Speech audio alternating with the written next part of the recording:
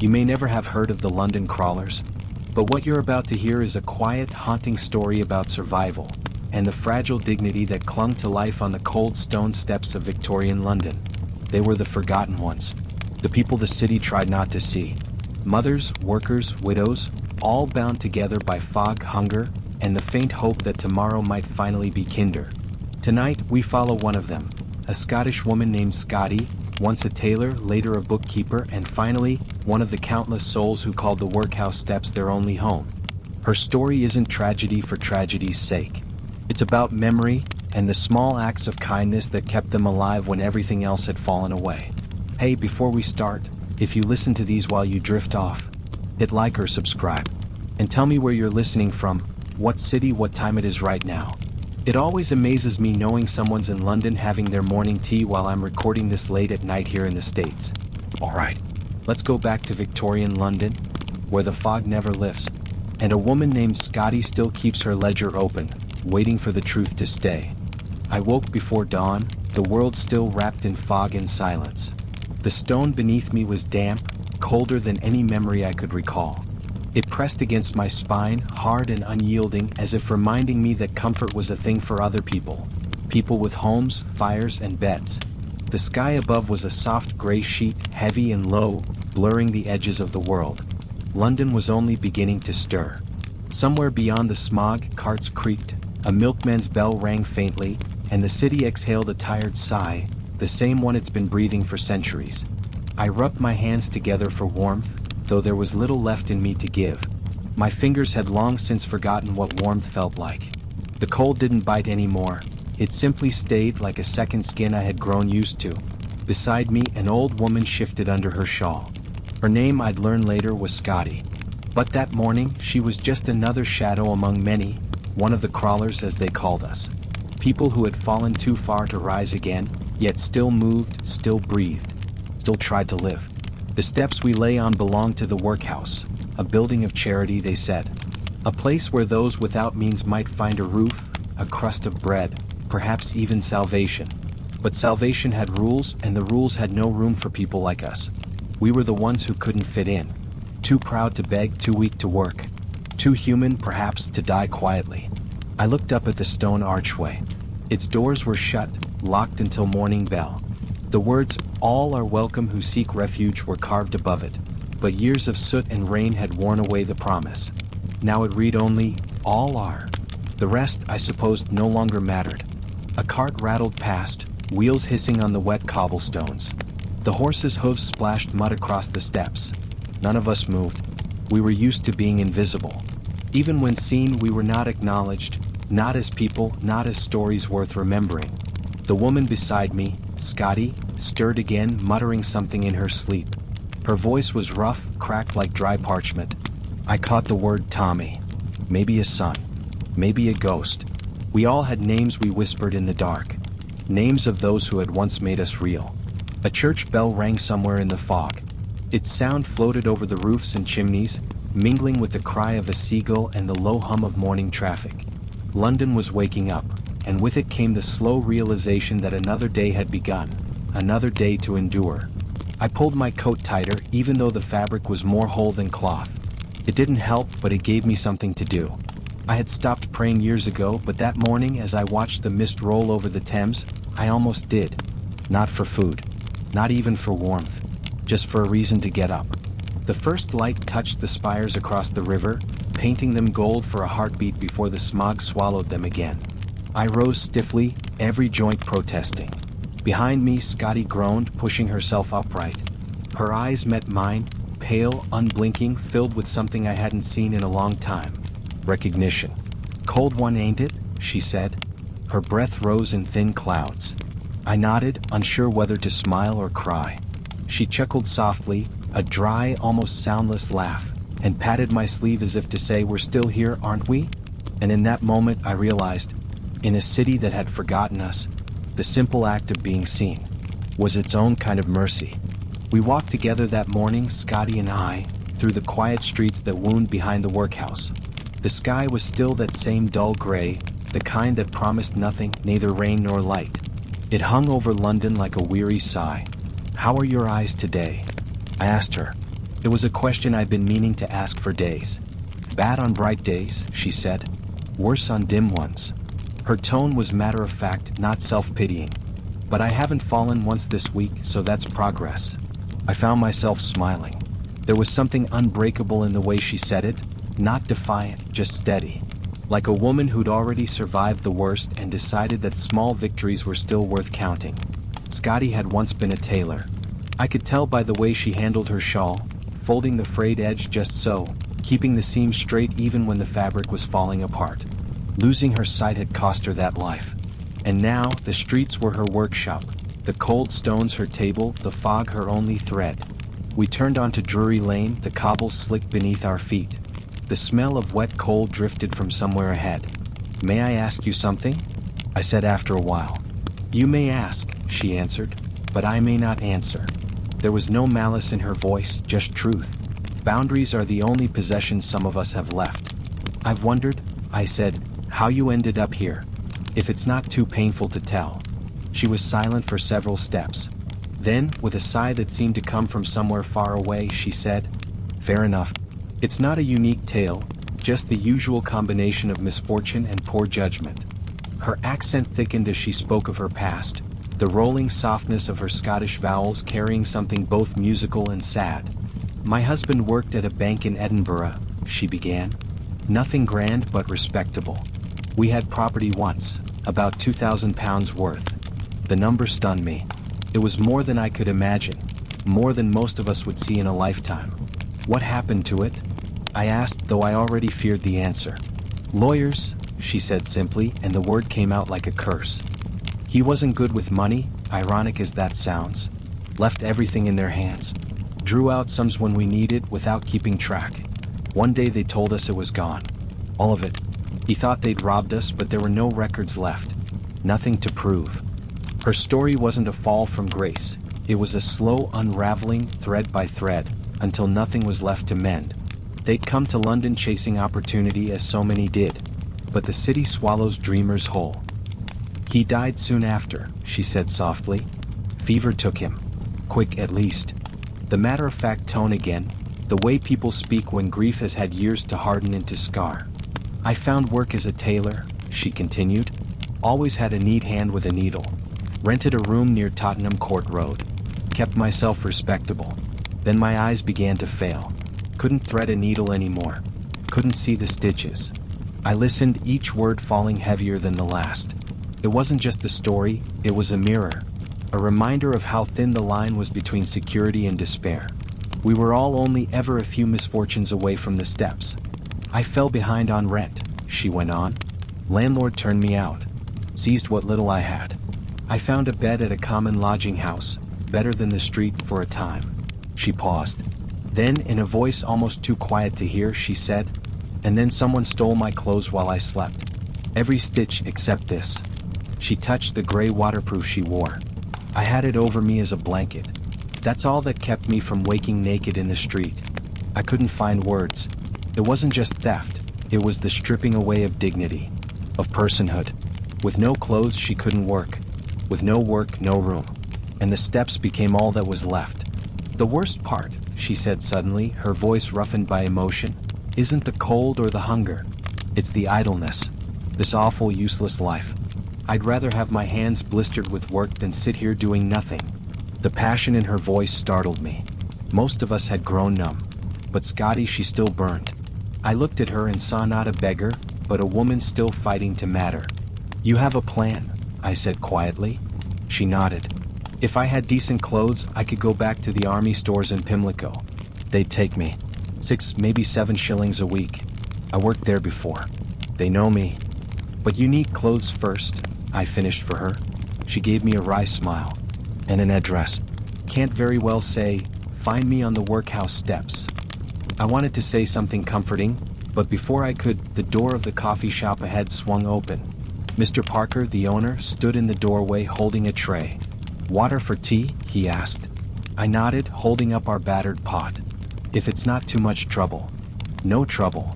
He took it from me, hesitated, then looked at Scotty. You're the Scottish lady, aren't you? From near the steps. Scotty straightened, her pride instinctive. I am, she said. "I've bills and accounts that need sorting," Parker said. "Not regular work, mind, just a few afternoons. Indoors pays 6 pence a time." I held my breath. Scotty's lips parted, then closed again. "My appearance," she began, gesturing to her threadbare coat. "Backroom work," Parker interrupted gently. "No one sees you but me." There was a pause, a heartbeat of silence filled with everything unspoken. Then Scotty said quietly, "Tomorrow afternoon then." "Tomorrow," he confirmed. 2 hours. 6 pence. When he disappeared inside, Scotty and I stood there for a long moment, staring at the door. Finally, she whispered, "Fortune had little to do with it. But it's something. A beginning, perhaps." And as we walked back toward the steps, I realized that for the first time in months, the gray sky above London looked, if only slightly, like hope. That evening, as the city's lamps blinked to life one by one, Scotty and I returned to the steps. The workhouse loomed above us, silent, gray, and indifferent, but the world around it seemed to hum with quiet movement. Street vendors packed up their stalls. The faint ring of a church bell echoed through the fog. Somewhere in the distance, a whistle blew from the Thames docks. We settled on our usual spot near the corner, where the stone offered a small shelter from the wind. A few familiar faces were already there. Old Mick with his bent pipe, Annie with her tattered shawl, and little Tom, a boy no older than 10, curled up beneath a sack. They were the crawlers, my family of circumstance. Each had their story, their ruin, their reason for being here. But tonight, for the first time in weeks, there was something different in the air. Scotty sat beside me, pulling her waterproof tighter around her shoulders. She was silent at first, as she often was at night, lost in the steady rhythm of her own thoughts. But I could sense it, a small flicker beneath the weariness, a faint light that hadn't been there before. "Scotty," I said softly, "tell them." She looked up, blinking as if returning from far away. "Tell them what?" I smiled. "About Mr. Parker." Her lips twitched, the closest thing she had to a grin. She hesitated, then said quietly, "He's offered me work. Just a few afternoons. 6 pence each." For a moment no one spoke. The words seemed to hang in the air, impossible, almost sacred. Then Annie let out a small gasp. 6 pence. Real work. Scotty nodded. "Real work. Indoors too." He said it's quiet work, sorting bills, marking accounts. Old Mick tapped his pipe against the step. "By God, that's something. Ain't had proper work in 2 years myself." He gave a short laugh, half admiration, half disbelief. "A woman's got more luck than the lot of us." Scotty shook her head. "Not luck," she said softly. "Just a little kindness." There was a pause. Even Tom looked up, his eyes wide in the flickering lamplight. "Ain't no one kind in London," he muttered. "Some are," Scotty replied gently. "They just forget to show it until they remember what it feels like." Her words silenced us. For a long moment, the only sound was the rattle of a carriage passing and the faint hiss of coal smoke drifting through the fog. Then Annie rummaged through her bundle and pulled out a small tin cup. "Here," she said. "Let's have a brew to market." I took our old dented pot, still warm from the afternoon, and poured what little we had left of the tea. The liquid was weak, more water than leaves, but it steamed faintly, and that was enough. We passed the cup between us, each taking a small sip as though it were champagne at a wedding. When it reached Scotty, she held it for a long time, warming her fingers against the tin. "To work," she said finally. Her voice trembled just slightly. "To work," we echoed. It was a strange toast for people like us, people who'd long ago stopped hoping for more than survival. But that night, the word work sounded beautiful. It meant purpose. It meant tomorrow. Scotty leaned back against the wall, closing her eyes. "I'll go early," she murmured. "Need to tidy myself a bit. Maybe wash in the river." "You'll catch your death in that water," Annie scolded. "I've caught worse," Scotty replied with a faint smile. "But I'll not go looking like a beggar, not if he's kind enough to give me a chance." Her pride was quiet but fierce, the kind that poverty hadn't managed to kill. As the fog thickened, the crawlers settled in for the night.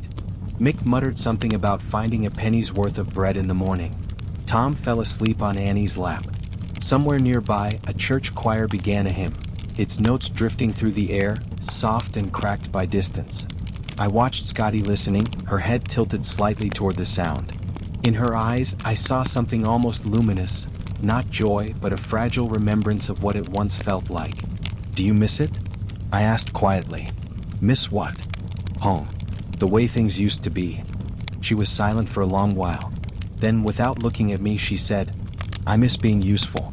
The rest fades, but that part, that hunger to be needed, it stays. Her words sank into me like cold rain. I knew what she meant. Out here we weren't people anymore, just shadows drifting between doorways. To have a task, a reason, even a small one, was to reclaim a piece of yourself. The night grew colder. I offered her half my blanket, but she refused as always. Instead, she reached into her pocket and handed me something small. A button. Old, polished, mother of pearl. Found it this morning, she said. Thought you might like it. You've still got both your sleeves. I laughed softly, and for the first time in months, the sound didn't feel out of place. The fog wrapped around us like a tired hand, and London exhaled again, slow, endless, indifferent. But I swear that night the steps felt less cruel. Because somewhere in that vast, heartless city, a woman named Scotty had been offered sixpence. And with it, a fragment of her dignity restored. I woke before the city did. The air was cold enough to sting, the kind of cold that seeps into the bones and makes your body forget warmth ever existed. The fog had returned, curling in slow ribbons around the lampposts, swallowing the edges of the street until the world became only a blur of gray and silence. Beside me, Scotty was already awake. She sat with her back straight against the wall, her waterproof pulled tight, her hands folded neatly in her lap. There was something different about her that morning, a stillness that wasn't resignation, but focus. Couldn't sleep?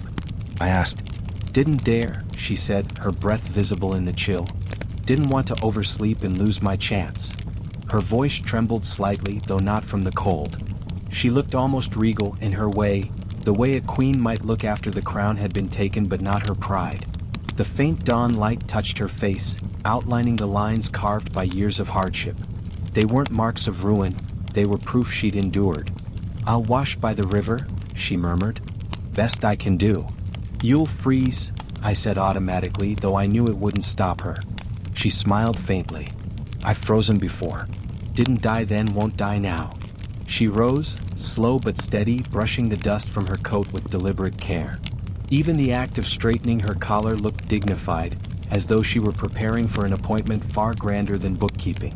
The others still slept, huddled shapes under rags and blankets, lost in dreams of warmer times. The teapot sat cold beside us, its lid slightly askew. I picked it up, felt its weight, empty but still precious, and set it back down like a relic. Do you want me to come with you? I asked. She shook her head. No, this one I do alone. And I understood. There are moments in life when the company of others becomes too heavy, when dignity requires solitude. We walked together as far as the corner of the street. The fog grew thicker there, soft and white like the breath of ghosts. The gas lamps burned dimly behind it, glowing orbs in a sea of smoke. Scotty paused, tightening her shawl. You'll tell them? She asked quietly. At the steps. I will. Tell them it's just 2 hours' work, she added. But it's a start. Her eyes met mine then, gray-blue, clouded by the faint milky haze of her failing sight. But even through that fog I could see the spark, faint but alive. I'll come back before dusk, she said. With news? Maybe even bread. Bread. The word felt almost sacred. I watched as she disappeared into the mist, her figure fading with each step until only her shadow remained. Then that too was gone. Just the echo of her footsteps lingered for a few moments, rhythmic and steady, before the city swallowed her whole. I stood there a while longer, unwilling to move, as if by staying still I could keep her luck from drifting away. The first carriages of the morning rattled by, their wheels splashing through puddles. Shopkeepers opened their shutters. The world was beginning its daily routine, and somewhere in that vast, indifferent machinery of London, Scotty was walking toward her first day of work in years. When I returned to the steps, the others were stirring. Mary stretched and rubbed her arms for warmth. James muttered about the coming rain. Little Tom coughed softly in his sleep. Scotty's gone, I said quietly. Gone? Mary blinked awake. Gone where? To the coffee shop. Mr. Parker's work. For a moment no one spoke. Then Elizabeth, the eldest among us, her voice always calm, measured, said, Well then, God go with her. We brewed what tea we could with the scraps left in the pot, passing the thin warmth between us. Each sip carried more meaning than flavor. It wasn't just tea. There was hope, weak, watery, but shared. Hours passed. The fog lifted. The day went on as days do for those forgotten by time, slow, gray, uncertain. But that afternoon, for the first time in a long while, the steps felt a little less like a grave. And when dusk finally came and Scotty's tall silhouette reappeared at the far end of the street, I swear the whole city seemed to breathe again. Evening fell like a sigh over London. The fog had thinned but not vanished. It drifted low along the streets, carrying the scent of coal smoke and wet stone. The sky glowed a dull orange above the rooftops, where the last of the daylight struggled to survive behind the smog. I sat on the steps, clutching the old teapot between my hands, warming my fingers against its faint heat. The others gathered close, Mary sewing at a torn sleeve, James humming something that sounded like a hymn, and little Tom half asleep on Annie's lap. We waited. Not because we'd planned to, but because waiting had become second nature to us. When you have nothing, waiting is the one thing you can still afford. Do you think she'll come back? Tom asked quietly without opening his eyes. She said she would, I replied. She might have changed her mind, Mary said, though not unkindly. People do once they find warmth. She'll come, I said again, more firmly this time. And I believed it, not because logic demanded it, but because hope had taken root in me, small and stubborn. The church bell struck 6. The sound rolled through the narrow street, low and haunting, echoing off the damp brick walls. I watched the corner where the fog hung thickest, where figures sometimes appeared like ghosts and vanished just as quickly. Then through the gray haze I saw her. A tall shape at first, straight-backed, moving slow, steady. And as she drew closer, the lamplight revealed her face. Scotty. She was smiling. Not widely, just a small, quiet curve of the lips. But after months of empty faces and blank eyes, that small smile felt brighter than the whole sky. She's back, I said softly. The others turned. Even James stopped humming. When she reached us, I saw she was tired, her cheeks hollow, her breath misting in short bursts, but her eyes held something fierce and alive. She sank onto the step beside me with a long exhale, like someone setting down a heavy weight. Well? Mary asked, leaning forward. How was it? Scotty's hands trembled slightly as she folded them in her lap. It was work, she said simply. Honest work. Indoors warm. And Parker. She paused, searching for the right word. He treated me like a person. Silence followed, soft, reverent silence. I hadn't realized until then how rarely any of us were treated that way. He said I've a good hand for numbers, Scotty continued, her voice low, almost shy. Asked if I'd come again on Friday. Another 6 pence. James let out a short laugh, a sound of disbelief mixed with relief. Well, bless my soul. 2 afternoons a week. You'll be richer than the rest of us soon enough. Scotty smiled, faint but real. I bought this, she said, reaching into her pocket. She pulled out a small brown loaf, coarse, uneven but whole. Day-old bread. Half price. She placed it in the center of our little circle as if it were treasure. No one spoke. We just looked at it, that humble loaf glowing in the lamplight, warm against the cold stones. Then Mary tore off a piece and passed it along. We ate slowly, each bite small, deliberate. It wasn't the bread that mattered. It was what it represented. A doorway cracked open. A reminder that life could shift even a little. When it was my turn, Scotty pressed the smallest piece into my hand. Tell me, I said quietly, how did it feel? Walking inside again? She looked down at her hands, turning them palm up as if seeing them for the first time. Strange, she said. Like I'd borrowed someone else's life for a few hours. The smell of coffee, the clatter of cups, the warmth from the stove, I remembered it all. My fingers even remembered how to hold a pen. Her voice softened. For a moment, I forgot the steps. The words made my throat tighten. I didn't answer. There was nothing to say that wouldn't break the fragile calm between us. The city murmured around us, carts creaking, footsteps echoing through puddles, the distant cry of a vendor. But the steps felt different now. Less like a tomb. More like a waiting room. I'll go again Friday, Scotty said, almost to herself. And if he keeps me, maybe I'll find a room. Nothing grand, just walls, a bed, a door that locks. Mary nodded slowly. A door would be nice. It would, Scotty agreed. A door means you can close the world out even for a night. We sat in silence after that, listening to the soft hiss of the city settling into darkness. Scotty leaned back against the wall, her eyes half closed. I watched her breathe, slow, steady, calm. She had gone out into London's cold heart and returned not broken, but renewed. When she finally spoke again, her voice was almost a whisper. "It's strange," she said. "I thought I'd forgotten how to feel proud. Turns out I hadn't. I just needed something worth the pride." The fog had thickened again, wrapping around us like an old blanket. We passed the teapot one last time before sleep, its steam faint but fragrant, like the ghost of comfort. And as I lay back on the cold stone, I thought of Scotty's sixpence shining in her pocket, and the sound of her steady voice saying, "Tomorrow, may be better." For the first time in months I believed her. The morning after Scotty's return began quiet, almost gentle. The sky was gray again, but it was a soft gray like the inside of a seashell. The air smelled faintly of rain and coal smoke. London was holding its breath. William had left early for the market, his step lighter now that he had steady work. Scotty sat nearby, mending the hem of her waterproof with a scrap of thread she'd found, a tailor's instinct she could never quite let go of.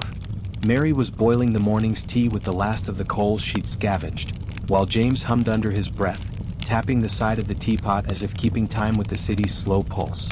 It was one of those rare mornings when life almost resembled peace. Then he arrived. The constable. Not Burke, the older one we knew, the one who sometimes looked the other way and even dropped a coin now and then, but a new man. His boots were polished, his voice brisk, his expression the kind that had forgotten compassion long ago. "All right, you lot," he said, his words cutting through the fog like a blade. "Time to move along." Mary looked up from the teapot, her hands still. "Move along." "Orders from above," he said. "Inspection today. Steps need to be clear." "Inspection?" Elizabeth asked, her voice calm but tight. "Of what?" "The workhouse," the constable replied. "Commission coming by. Can't have you cluttering up the place, making it look bad." The irony of it hit me like a slap. The building meant to shelter the poor was clearing away the poor, just to keep up appearances. "Where are we supposed to go?" Mary asked quietly. The constable didn't even blink. "Not my concern. Just be gone within the hour." He turned on his heel and walked away, leaving his words hanging in the air like smoke. For a long moment no one spoke. Only the hiss of the teapot filled the silence. James broke it first. "Well, that's torn it." "Maybe just for the day," I said, trying to sound more hopeful than I felt. "We'll come back after the inspection."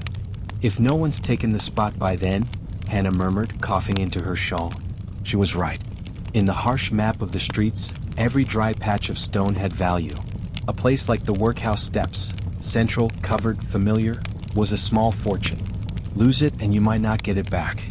Elizabeth stood slowly, her joints stiff but her voice steady. "We'll go to St. Martin's. The porch is deep enough for all of us if we squeeze." "Closer than the library," James said with a nod. "And it's dry." So that was that. We gathered what little we owned, a teapot, a few blankets, bits of rags that had somehow become treasures. It took only minutes, yet it felt like dismantling a home.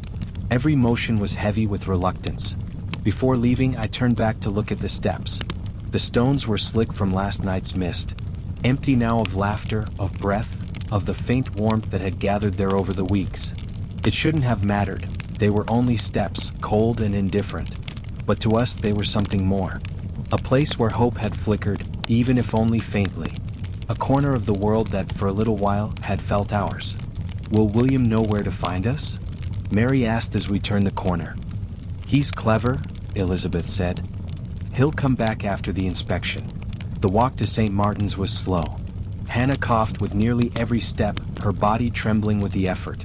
James and I flanked her, steadying her when her legs threatened to give way. The fog was thick again, pressing close as if the city itself didn't want to watch. "Smells like rain," James muttered. "Feels like it too," I replied. By the time we reached the church, the first drops had started to fall, fat, cold, and merciless. St. Martin's portico was already crowded. Dozens of others huddled there, beggars, hawkers, old women clutching baskets of unsold flowers. But they shifted when they saw us coming. No one turned us away. Elizabeth spoke for us, her tone calm and respectful. Room for a few more? A man near the door, bearded, tired but not unkind, gave a shrug. If you don't mind close quarters. We're used to close, Elizabeth said. We squeezed in, the 7 of us, settling shoulder to shoulder beneath the stone columns. The rain came harder now, drumming against the steps just beyond the edge of shelter. The sound was both soothing and cruel, a lullaby for the lost. James muttered, "Bastards cleared out Street Giles same way last month.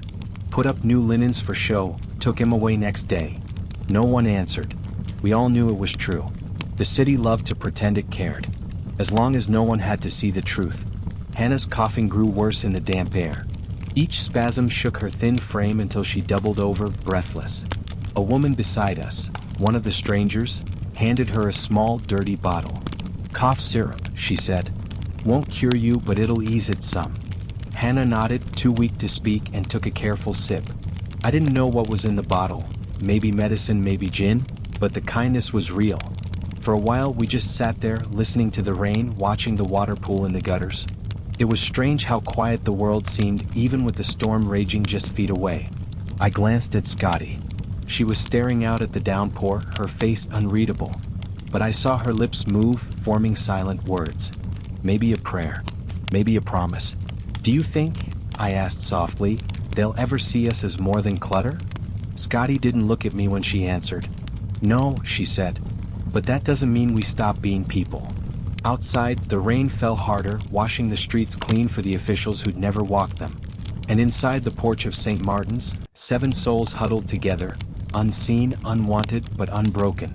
The rain did not stop. It came in waves, relentless, cold, endless, as if London itself were trying to wash away everything that didn't fit its neat, proper streets. By mid-afternoon, the gutters had turned into rivers. Water spilled down the church steps, pooling at our feet, seeping into the cracks of the stone. We huddled together beneath the portico of St. Martin's, our bodies pressed close, 7 shapes bound by the simple will to stay dry. The world beyond the columns had vanished into a blur of gray and water. Even sound seemed softened, swallowed by the steady roar of rain. No one spoke much. When you live outside long enough, silence becomes its own kind of comfort, an agreement among the forgotten. Hannah coughed beside me, her breath wet and shallow. Each sound made the rest of us flinch, though no one said anything. We had all known sickness on the streets, the way it crept into the bones, turned breath into fire, sleep into danger. A woman I didn't know, thin as a reed, her eyes sunk deep, offered Hannah another sip from her bottle. "Take it," she said softly. "Won't cure, but it'll numb." Hannah took it without protest. The rain had already stripped away pride. Time lost meaning in that gray haze. Minutes became hours. Hours melted into one long stretch of waiting. Every so often, someone would shift or sigh or whisper something half remembered. But mostly we just listened, to the rain, to the city, to each other breathing. At one point, James murmured, "Heard about the hop fields last week. Good money if the weather holds." His voice sounded far away, like a memory talking to itself. Elizabeth gave a small nod. "Weather never holds long enough," she said. Still I could tell, even now, soaked and hungry, the thought of the hop fields lingered in all our minds. A place beyond the city. Or space. A different kind of life, if only for a season. The rain thickened again. It beat against the stone like applause, harsh, endless, merciless. Even the air turned to mist. Then, through that curtain of gray, James stiffened. "Someone coming," he said. We turned as one. A figure was running through the downpour, half stumbling, half splashing, water flying in every direction. At first, it was impossible to tell who it was, just a blur of soaked clothes and motion. Then I heard the voice. "Found you." It was William. He burst into the shelter, dripping from head to toe, hair plastered to his forehead, eyes bright with cold and something else, excitement. "Lord boy," Mary exclaimed, pulling him in. "You're soaked through." William grinned, breathless. "Couldn't wait. I've been to every church this side of Covent Garden. Constable said you'd been moved." "You should have waited out the storm," Elizabeth scolded, though her tone was warm beneath the worry. "Couldn't," he said, shaking his head and sending a spray of rainwater in every direction. "Had to tell you. It's good news." We all leaned closer. Good news was a foreign language in our world, rare, precious, often unbelievable. The market manager, William said, his words tumbling out in quick bursts. He's keeping me on. Full days next week. 6 pence a day. 6 days straight. For a second we just stared. Then James let out a low whistle. That's 3 shillings a week. William nodded, his grin widening despite the cold. Proper work. Regular pay. He even said I can bring Agnes in the mornings. Sarah too. The ladies from the charity are fine with it now. Mary covered her mouth with both hands, tears welling. Oh, William, she whispered. That's a fortune. Scotty smiled, the corners of her eyes softening. Seems good fortune's catching, she said. About time it found its way to this lot. For a moment, even the rain seemed to quiet. The air between us filled with something fragile but bright. Pride, maybe. Or hope. The kind that grows best in broken places. We shared what little we had. The last heel of bread from Scotty's pocket, split into careful pieces. William refused the largest share, passing it to Hannah instead. You need it more, he said simply. She tried to smile, but her lips trembled. The fever had given her a strange glow, pale and hot all at once. Still she whispered, Good lad. Your father'd be proud. William looked down. Don't know about that, he said. But I'll keep working till I've got enough for the hop fields. For all of us, maybe. The words hung in the damp air, wild, impossible, beautiful. Outside, thunder rolled faintly, echoing off the rooftops. The rain began to ease at last, slowing to a steady drizzle. A pale stripe of light appeared beyond the clouds, thin as the edge of a blade. We didn't move right away. No one wanted to break the moment, the warmth that didn't come from blankets or stoves, but from being seen, from being together. I looked at William, at Scotty, at Hannah leaning against Elizabeth's shoulder, and I thought, maybe, just maybe, this isn't the end of us yet. When we finally stood to leave, the world outside seemed softer. The streets still glistened with rain, but the air felt different, washed clean at least for now. As we stepped out into the mist, I caught Scotty's voice beside me, low and steady. Storms pass, she said. Always do. And for the first time, I let myself believe her. By the time the rain began to fade, the world had turned silver. The clouds still hung low, but the downpour had slowed to a whisper, a fine mist that clung to skin and stone alike. The city glistened as if newly made, washed clean yet somehow lonelier than before. We sat for a while longer beneath the portico, reluctant to move. The air was damp, our clothes heavy with water, but the thought of leaving the small patch of shelter felt almost unbearable. Still, as the day dimmed toward evening, Elizabeth finally said what we were all thinking. We can't stay here through the night, she murmured. Too crowded. And the church wardens will drive us off before dark. James nodded grimly. Best get back to the steps then. They'll be done with their grand inspection by now. So we gathered our things, a teapot, a few rags, the precious loaf crust that William had saved, and stepped out into the gray. The street shimmered with shallow puddles that caught the gaslight like scattered coins. The air smelled of soot and wet brick, the familiar perfume of the city after rain.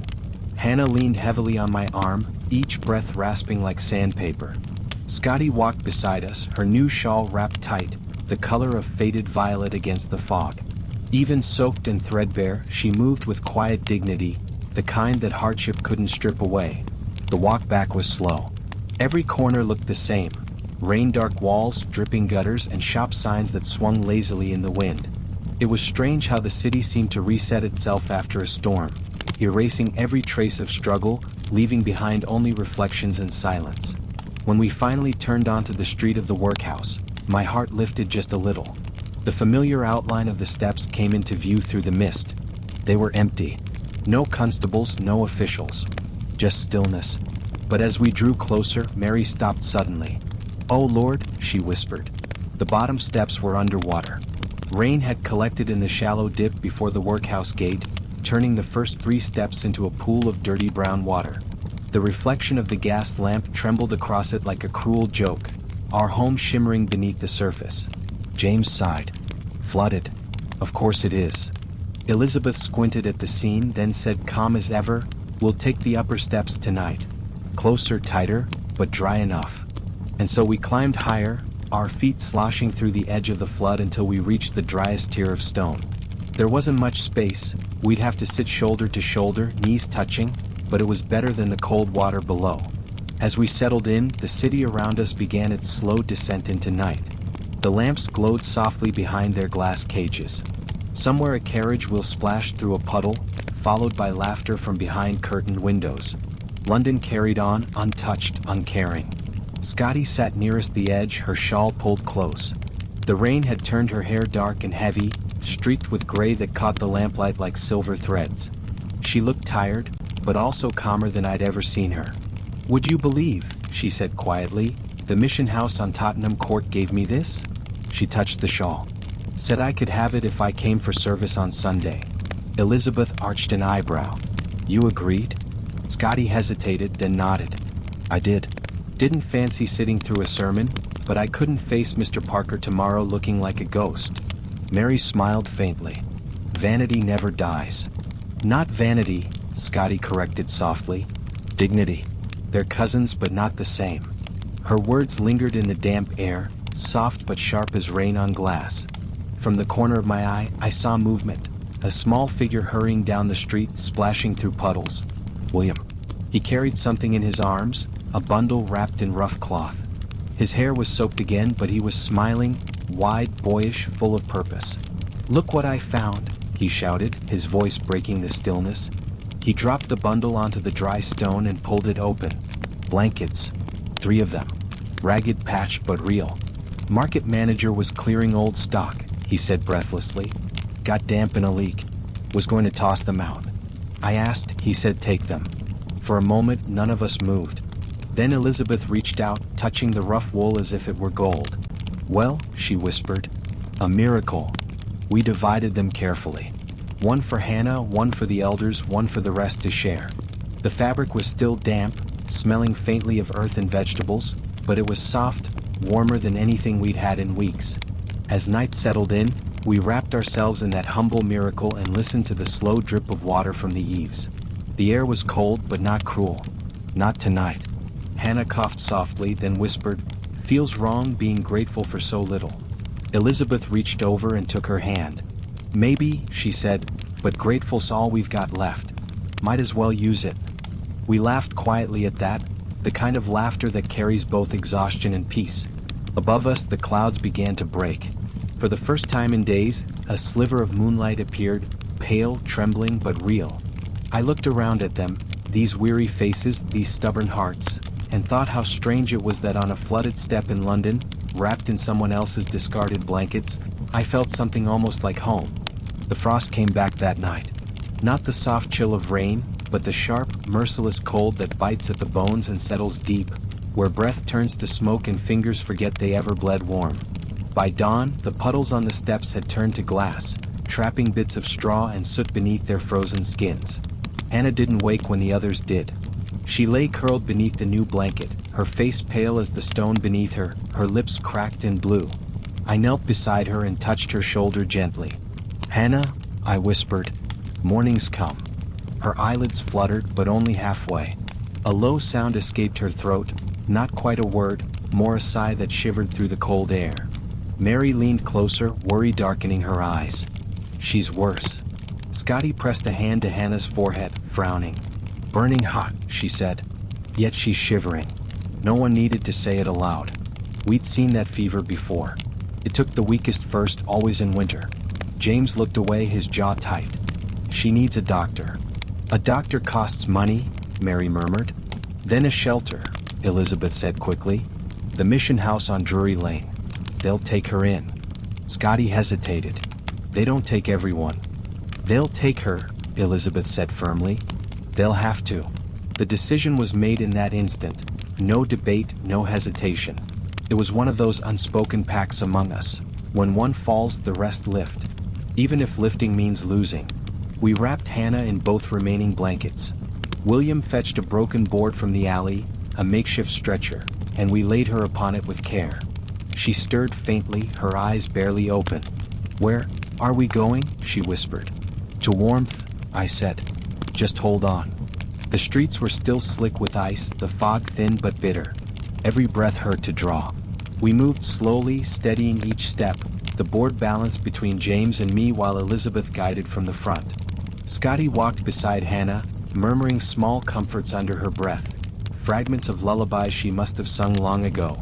By the time we reached Drury Lane, the sun had climbed, pale and distant.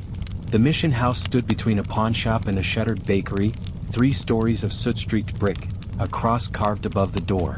A small sign read, "The poor are welcome, if willing to be saved." Elizabeth knocked hard. After a moment, the door creaked open. A woman in a black shawl peered out, tall, severe, the kind of face that had forgotten laughter. "Yes," she said. "Please," Elizabeth began. "This woman's sick.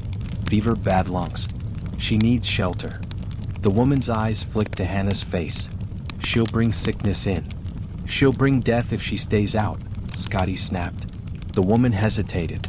Her lips tightened, mercy at war with rules. Then finally she stepped aside. "Bring her in. Quickly." We carried Hannah through the narrow doorway into a dim hall that smelled of soap, wood smoke, and broth.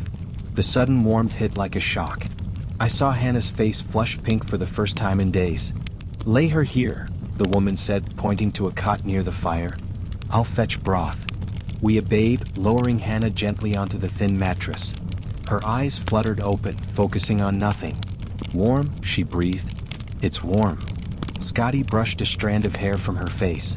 "Rest now, love. You're safe." The woman returned with a bowl of steaming liquid. She held it to Hannah's lips. "Small sips," she instructed. We stood there, unsure whether to stay or go. The firelight flickered across the walls, illuminating faces, other women, other souls who'd found their way here. Each one looked up briefly, then returned to their quiet work, sewing, mending, praying. After a while, the matron turned to us. "She'll live," she said, not unkindly, "if fever breaks, but she must stay. We've rules." "What rules?" Elizabeth asked. "Only those willing to work and attend service can remain, and no vagrants loitering outside." Her eyes softened slightly. "You may come Sunday. Food after prayers." Scotty nodded, though her expression was unreadable. "We'll come." Before leaving, I leaned down and took Hannah's hand. Her skin was hot, damp. She looked at me, truly looked for the first time in days, and whispered, "Thank you." I wanted to tell her she'd do the same for any of us, but the words caught in my throat. So I just squeezed her hand once, then let go.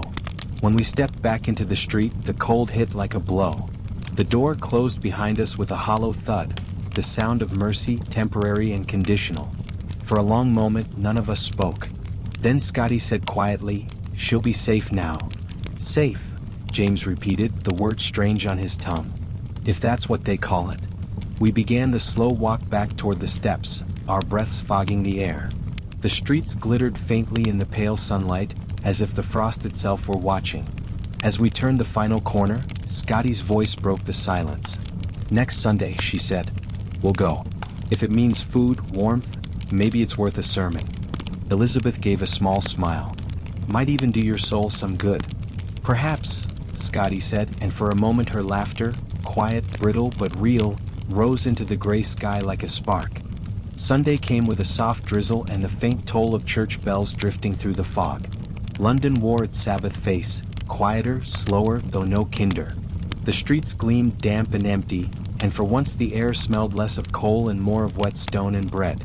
We walked together down Drury Lane, 6 of us now, leaving the steps behind for the morning. Hannah had been at the mission for 3 days. The matron said her fever had broken. She was weak but alive. That was enough. Scotty led the way, her new shawl pinned neatly with a bent copper clasp. Beside her, Elizabeth walked steady, holding the teapot in a sack, though we wouldn't need it today. Even James, usually cynical to the bone, had washed his hands in the rain and combed his hair with his fingers before setting out. We looked almost respectable, at least from a distance. The mission house stood open when we arrived. A line of people stretched out onto the pavement. Mothers with thin children, men with hollow eyes, women with faces like worn-out books. Inside, the hall glowed amber with lamplight and the warmth of bodies. The air was thick with the smell of broth and wet wool. We found a place near the back, close enough to hear, far enough not to be noticed. At the front, a man stood behind a narrow pulpit. The Reverend. Tall, middle-aged, face pale as candle wax, his collar starched sharp against his neck. He looked out at the crowd with eyes that had seen too much misery and learned to survive it by calling it God's will. "Brothers and sisters," he began, voice calm but heavy, "we gather not in wealth but in grace. The Lord lifts the humble and casts down the proud. The world may forget you, but heaven does not." His words rolled through the hall like smoke.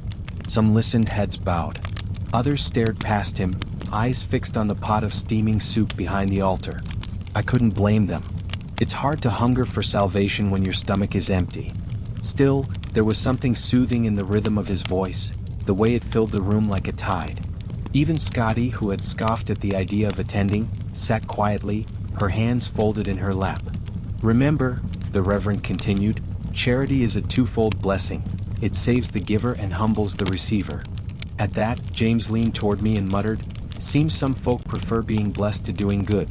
I almost smiled. It wasn't wrong. The sermon wound on heaven, forgiveness, the worth of patience. But somewhere in the middle, I stopped listening to the words and started watching the people.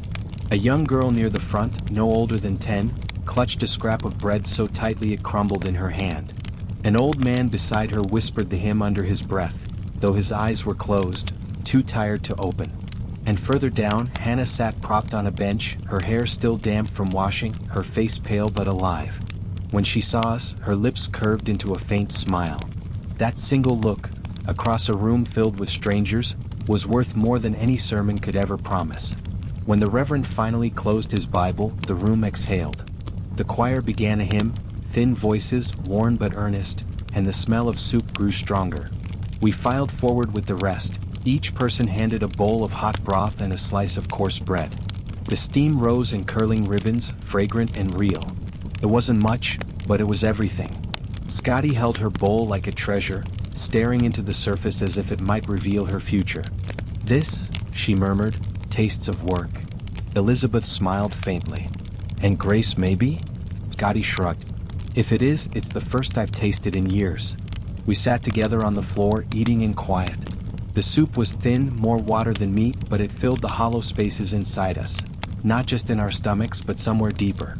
Across the hall, the Reverend moved among the people, offering kind words, a touch on the shoulder, a practiced smile. He stopped when he reached us. "You're new," he said gently. "Have you shelter for the night?" Elizabeth answered. "The workhouse steps, mostly." The Reverend's brow furrowed. "Hardly fit for decent souls. You might come again this week. We've openings for sewing and cleaning, modest work but honest." Scotty's head lifted. "Paid." He hesitated, then said, "Not in coin. In meals and a bed." Scotty looked at me. I saw the calculation in her eyes. Pride against hunger, freedom against warmth. Then she said softly, "We'll think on it." The Reverend nodded and moved on. When the bowls were empty and the hymn ended, people began to drift toward the door, clutching their bits of bread, their thin blankets, their faith. We followed last, stepping out into the gray afternoon. The drizzle had turned to mist, and the city looked softer now, as if blurred by mercy. "Will you go back?" Elizabeth asked Scotty quietly. "Maybe," she said. "For the work, not for the sermon." James chuckled. "You'll take the bread and leave the prayers." "Something like that," she replied. We walked home through the damp streets, the air smelling faintly of smoke and rain. The world looked the same as it had yesterday, the same cracked stones, the same distant bells. And yet, inside me, something had shifted. Maybe it was the warmth of the soup still sitting in my stomach. Maybe it was seeing Hannah smile again. Or maybe it was the smallest realization that kindness, even dressed in sermons and rules, was still kindness all the same. As we reached the steps, Scotty stopped, looking up at the workhouse facade. The stone gleamed wet in the mist. She said quietly, "Funny thing, isn't it? God may live in churches, but sometimes he visits the steps too." We didn't answer. We didn't need to. The city breathed around us, slow, endless, alive. And for that night it was enough. The fog had thickened again by the time we reached the workhouse steps. It rolled in from the river, heavy and low, swallowing the streets until the lamps floated like islands of gold in a gray sea. The air smelled faintly of soot and wet stone, London's perfume always the same, always a little sad. We settled back into our familiar place. The steps were still damp from the rain, but they were ours again. After a week of moving from porch to porch, even cold stone felt like home. Scotty spread her blanket carefully, smoothing the edges with the precision of a tailor. Elizabeth arranged the teapot beside her like a ritual. James whistled softly, something tuneless, half a memory of a song. The small, ordinary motions of belonging. It might have been peace if peace could exist in such a place. But the city never lets you rest for long. I noticed him first, a man standing at the corner, half shrouded by fog. His silhouette was still, the line of his shoulders sharp against the glow of the gaslight. When he moved, the faint glint of brass caught the light. A constable. Not the one who had driven us off before. Younger, broader, the kind of man who wore authority like armor. He didn't approach right away. Just watched. At first, I told myself it was nothing. There was always someone watching in London. Always eyes behind windows, behind curtains, behind laws. But after a while, the weight of his gaze became impossible to ignore. James noticed next. New one, he muttered under his breath. Not Burke. Don't like the look of him. Scotty followed his line of sight, her hands still. He's sizing us up.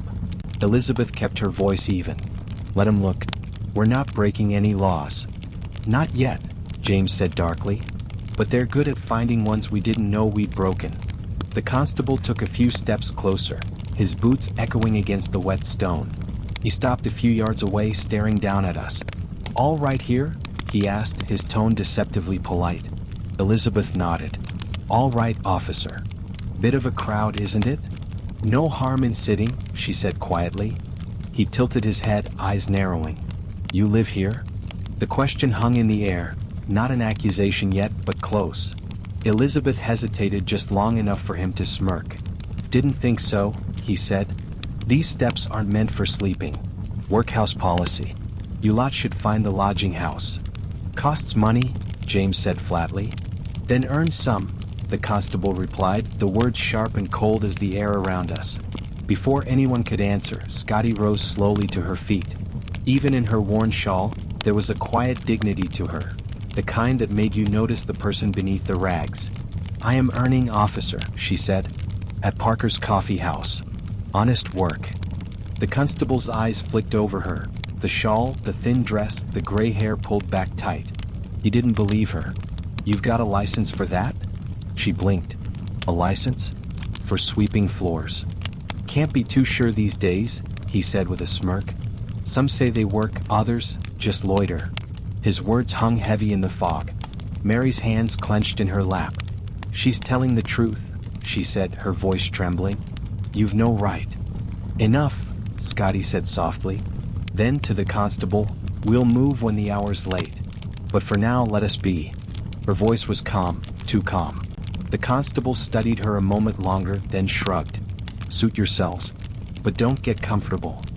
He turned and walked away, the sound of his boots fading into the mist. For a long time no one spoke. Then James muttered, a new one right enough, and worse than the last. Elizabeth sighed. They change faces, not hearts. Scotty sank back down beside me. Her hands trembled slightly as she tucked her shawl tighter. But her eyes still burned steady. Did you see it? She asked quietly. See what? The look, she said. He looked at us the way people look at rubbish on the street. Something that shouldn't be there, but they don't know where else to put it. I didn't answer, because she was right. Around us, the city carried on, carriage wheels splashing through puddles, voices echoing faintly through the fog, the endless hum of life that never noticed who was left behind. After a while, Mary broke the silence. Maybe he'll forget about us. Maybe, Scotty said. Or maybe he'll come back. Her gaze lingered on the corner where the constable had stood, and for a moment I saw the smallest flicker of fear beneath her composure. Then she sighed and looked up at the sky, a pale blur through the mist. Best keep working, she murmured. Keep our heads down. There's a difference between being poor and being trouble. We'll stay on the right side of it. The others nodded, though none of us believed in such neat lines anymore. We sat together until the fog turned to drizzle again, and the lamps shivered in their glass cages. The constable was gone, but his gaze lingered, like the memory of cold metal against the skin. And for the first time in weeks, I realized how fragile our small peace truly was. That night, the rain stopped but the damp stayed. London never truly dries, it just learns to live with its own sorrow. The stones beneath us held the memory of the storm, cold and slick beneath our blankets. The city hummed softly, the way it always does after midnight, the rhythm of wheels, the echo of boots, the sigh of wind moving through alleys. Scotty sat a little apart from the rest, near the wall where the lamplight touched her face. She had taken off her shoes, or what was left of them. 2 pieces of cracked leather, soles nearly gone, the laces frayed into pale strings. Her bare feet were narrow, the skin lined and scarred, but clean. Always clean. I watched her for a while in silence. She worked patiently, threading a bit of twine through the torn edge, knotting it with fingers that trembled only slightly. The motion was practiced, precise, the memory of a craft that had once been her life. Finally, I said softly, "They won't hold much longer." She smiled without looking up. "Then I'll patch them again. And again after that." Her voice carried no bitterness, only quiet determination. "Don't you ever tire of mending what keeps breaking?" I asked. She paused, then looked at me. "In this world," she said, "if you stop mending, you stop living." For a while we said nothing. The fog moved through the streets like a pale tide. Behind us, James was already asleep, his breathing deep and slow.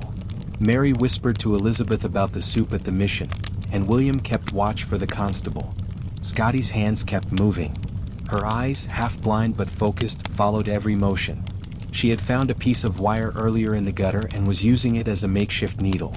I found myself asking, "You ever think about the time before this?" She gave a small laugh, the kind that sounds like an old door opening. "Sometimes," she said, "when the fog's thick enough to hide the truth." She set the shoe aside and leaned back against the wall. Her face softened, eyes distant. "I had a house once. A real one. Brixton Hill. Little place with ivy on the gate." Her voice slowed, taking on the softness of memory. "My husband was a clerk at a bank. We weren't rich, but we were comfortable. Evenings, I'd sit by the window and do my sewing. Curtains, pillowcases, dresses for the neighbors. I had a work table, a lamp with a glass shade that made the room look like honey." She smiled faintly. "I remember the sound of the kettle more than anything. That little whistle when it boiled.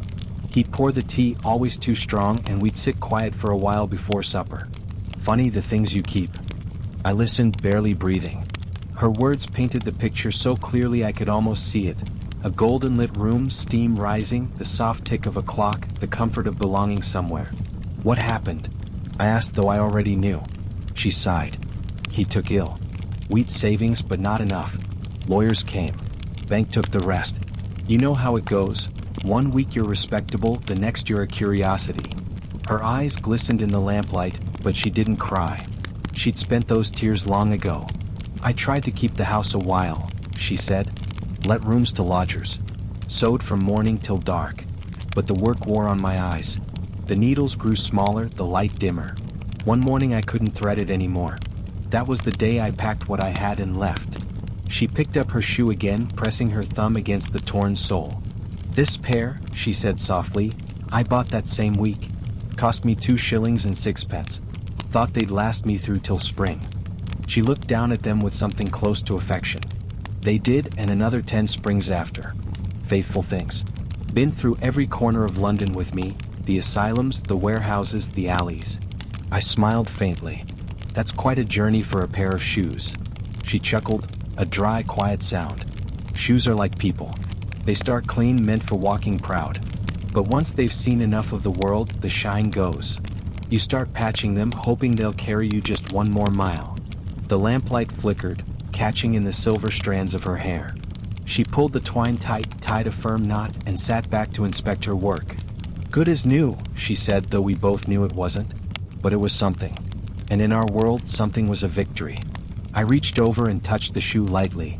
"They'll last," I said. "At least until Friday." She nodded, her eyes soft.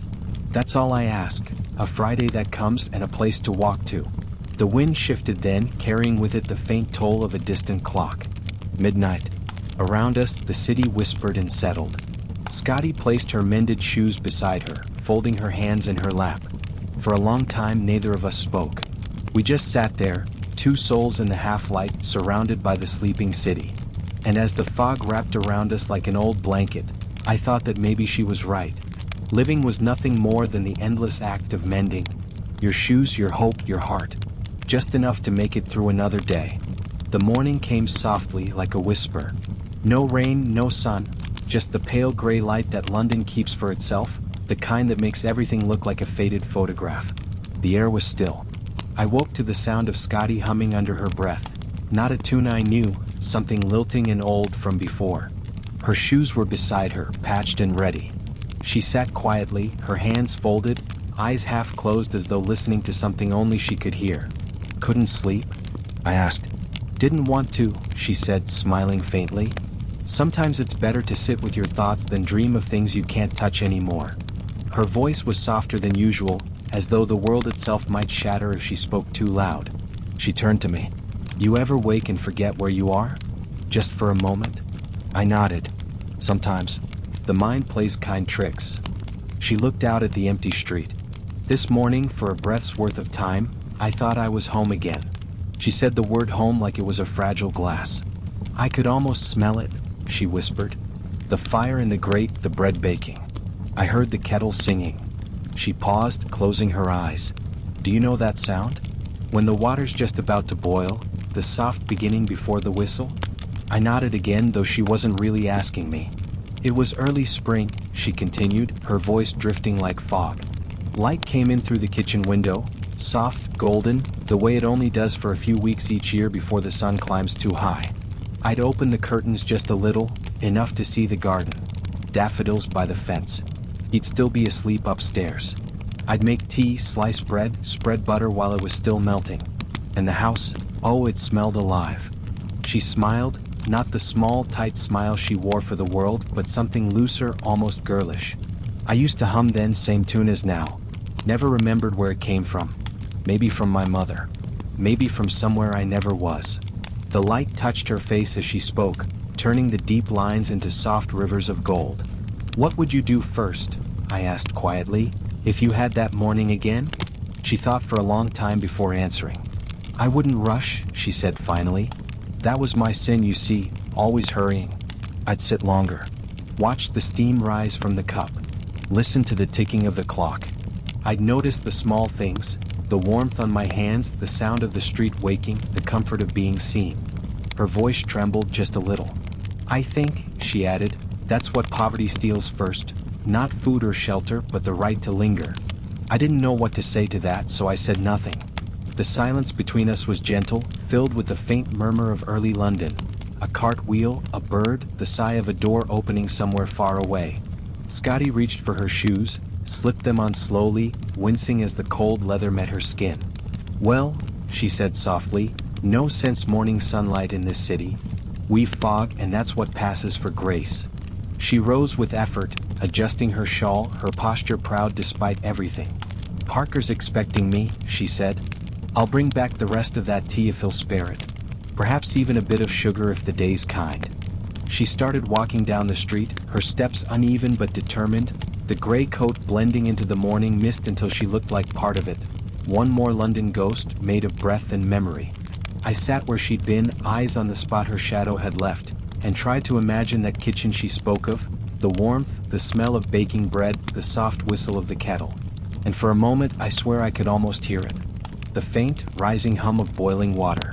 The sound of a home long gone, echoing across the stone steps of London. The day stayed gray but dry, which in London is almost a blessing. The sky hung low, a ceiling of soft silver, and the street seemed quieter than usual. Even the carriages moved slower, their wheels rolling over the damp stones like sighs. We spent the morning as we always did, tending the teapot, watching the world pass without quite belonging to it. Elizabeth mended a hole in her shawl with a bit of thread she'd scavenged from the market. James kept an eye out for the constable, who hadn't shown since the last confrontation. Mary hummed to him under her breath, the tune wavering but gentle. And me, I was thinking of Scotty. By now she'd be at Parker's coffee house, her hands working over numbers instead of patches and thread. I imagined her sitting by the back window, pencil in hand, lips pressed in concentration, a cup of weak tea beside her. I like to think of her that way, not as the woman on the steps, but as the woman she used to be. The hours stretched, soft and slow, until the light began to fade again. Then came the boy. He appeared suddenly at the corner, no more than 12, in a cap too large for his head and a red scarf that had seen better days. His shoes splashed through a shallow puddle, and the satchel at his side rattled with the sound of paper. "Excuse me," he called, his voice breaking slightly. "Which of you's Miss Scotty?" We all looked at each other. "She's not here," I said. "She works at the coffee shop down the lane." The boy frowned, shifting the satchel on his shoulder. "Bloke there told me she's one of the crawlers what stays by these steps. Said I'd find her here." He pulled a folded bit of paper from his coat pocket, creased, slightly damp, but sealed with blue ink. "It's a message," he said. "From Mr. Parker." At the mention of that name, everyone stirred. Elizabeth motioned for him to come closer. "You can leave it with us, dear. We'll see she gets it."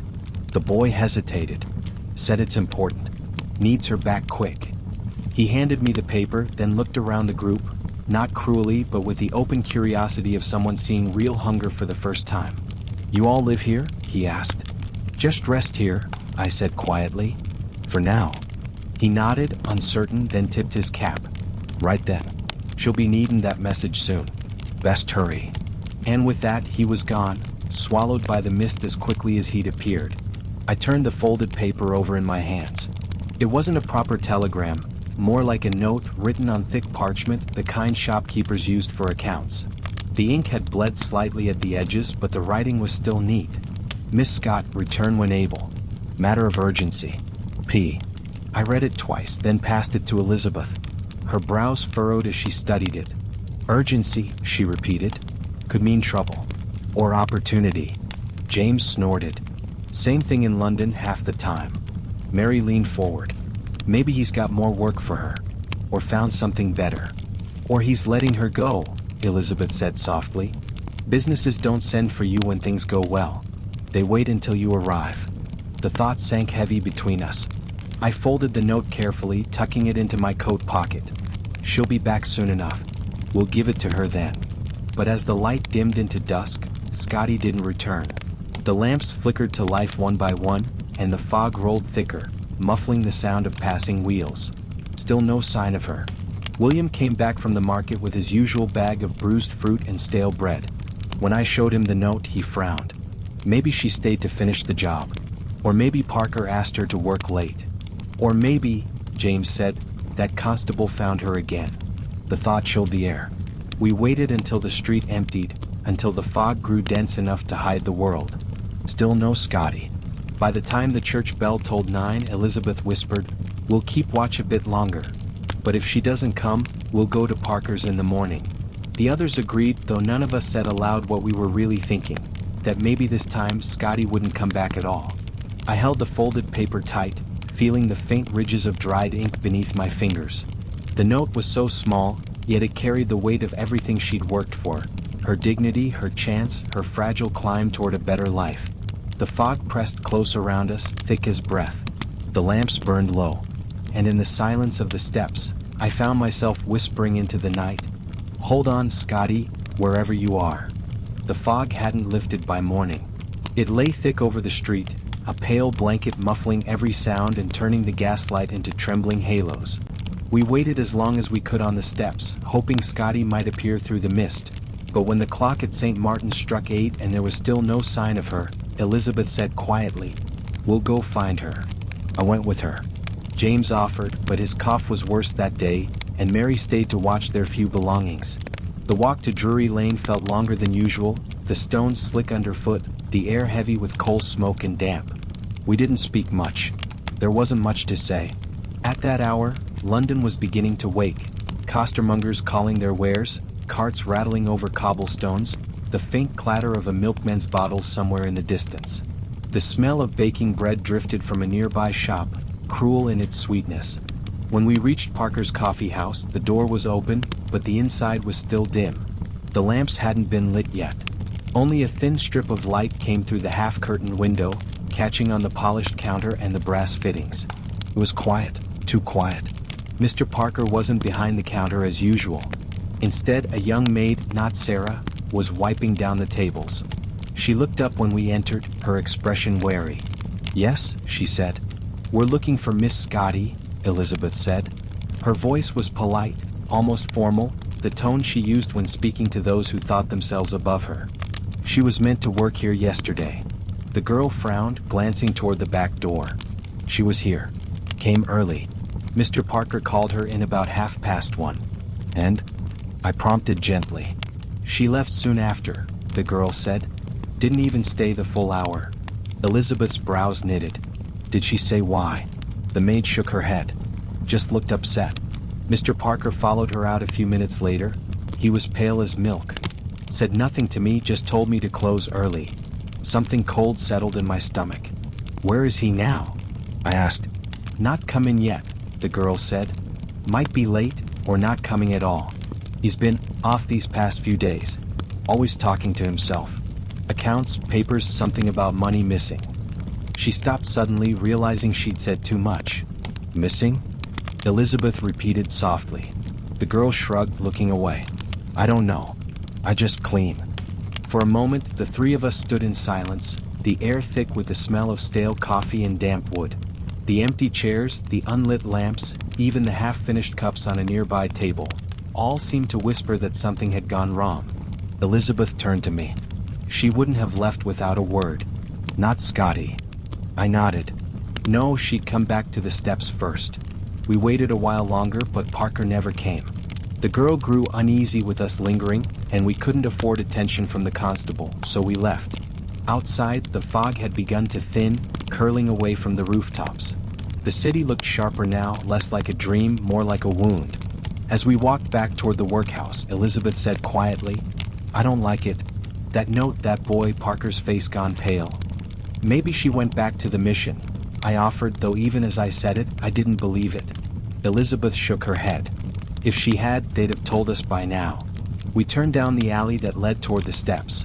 The stones were slick again, shining like mirrors. Halfway there, I stopped.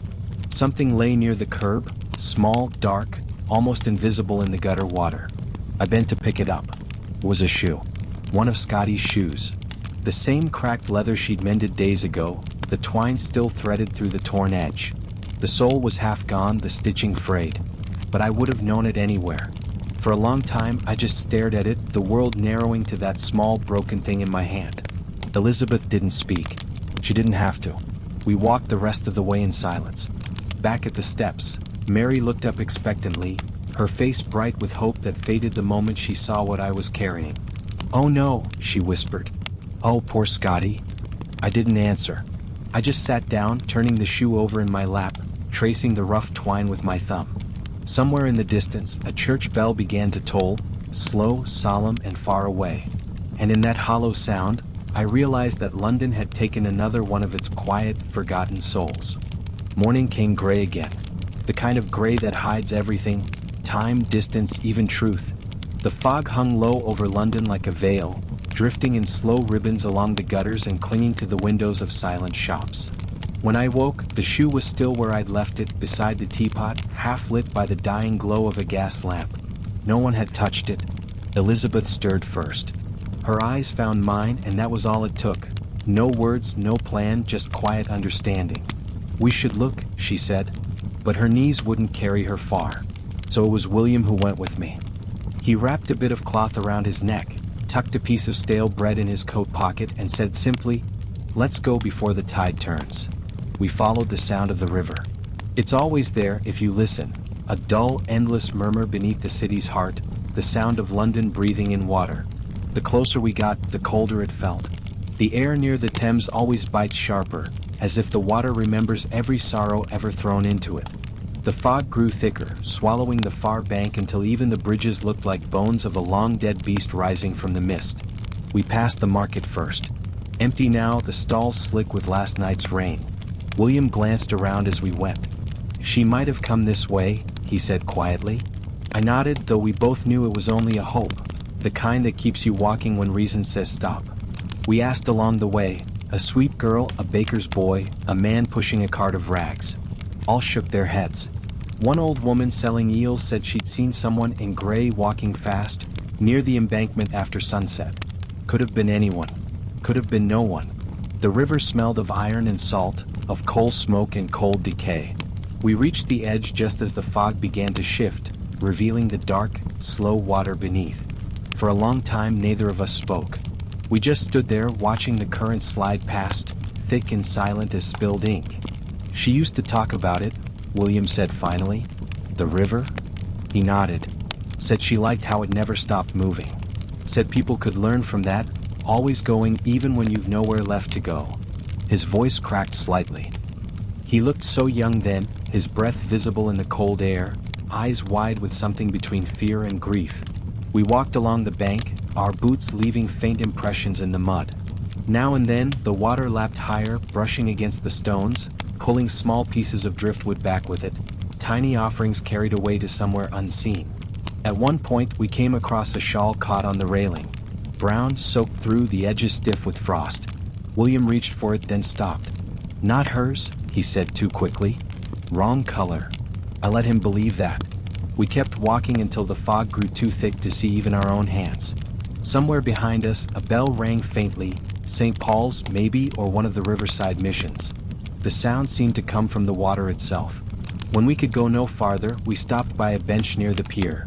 Just two boards nailed to rusted legs facing the gray nothingness. I sat. William stayed standing. He was looking at the river as if expecting her to rise from it, tall, proud, unbroken, with that faint smile she wore when she spoke of better days. "She wouldn't jump," he said suddenly, fierce. "Not Scotty." I wanted to agree. I wanted to believe it as much as he did. But I'd seen the way her hands trembled when she talked about her husband. I'd seen the way she stared into the fog some nights, eyes unfocused, as if measuring how deep it might go. Instead I said, "She was tired. That's all." William turned away, wiping his nose on his sleeve. "Everyone's tired," he muttered. He wasn't wrong. We stayed there until the tide began to rise. The water crept closer, licking the edge of the pier, carrying with it a pale scrap of paper that drifted to our feet. It was nothing, just a torn corner of a ledger page smeared with ink. But the numbers on it were written in neat, deliberate script, Scotty's kind of hand. William picked it up gently as if it might crumble. He looked at me. "Proof," he said softly. "She was here." I took it from him, folding it carefully. The paper was cold, the ink blurred by water. But I could still make out part of a line. "Balance due, 4 shillings remaining." Her savings maybe. Or her last thought. We walked back slowly, the fog closing behind us like a door. The city seemed quieter now, even the noise of carts and voices muted, respectful somehow. When we reached the steps, Elizabeth was waiting, wrapped in her blanket, eyes tired but kind. "Well?" she asked. William shook his head. "Nothing certain." She nodded as though that was answer enough. Sometimes in our world, not knowing is the only mercy left. I set the folded scrap beside Scotty's shoe and the teapot. 3 small relics of a life the world had already forgotten. For a long time we said nothing. Then Elizabeth whispered, almost to herself, "She deserved better." The fog shifted again, rolling past like breath. And for just a heartbeat, I thought I saw her, tall and calm, standing by the river's edge, the gray shawl wrapped around her shoulders, looking back at us through the mist. Then she was gone. The paper dried by morning. Elizabeth had laid it near the teapot overnight, pressing it flat with a piece of slate so it wouldn't curl. When I woke, the first thing I saw was the pale square of it against the gray stone, a ghost of ink and numbers. William was already awake, crouched beside it, eyes sharp despite the dark circles beneath them. He looked up when he heard me move. "It's hers," he said. "I know it." I nodded slowly. Her hands neat. The loops even, the strokes clean. She always said tidy figures made an honest account. He handed me the page. The writing had blurred around the edges, but most of it was still legible. Client account, ledger C. Withdrawn, 4 shillings 2 pence, signature illegible. Balance due, 4 shillings remaining. And then at the bottom, faint but still there, her mark. A single S, written smaller than the rest. Elizabeth came closer, squinting. She wrote this. No doubt about it. James snorted softly. And what good's it do? A dead woman's sums won't change the living's mind. Maybe not, Elizabeth said quietly, but it proves what Parker did. He looked at her with tired eyes. Proves it to who? You think a constable care what a pack of beggars brings him? He'd sooner arrest us for stealing the paper. She didn't answer. Her silence was sharper than any argument could be.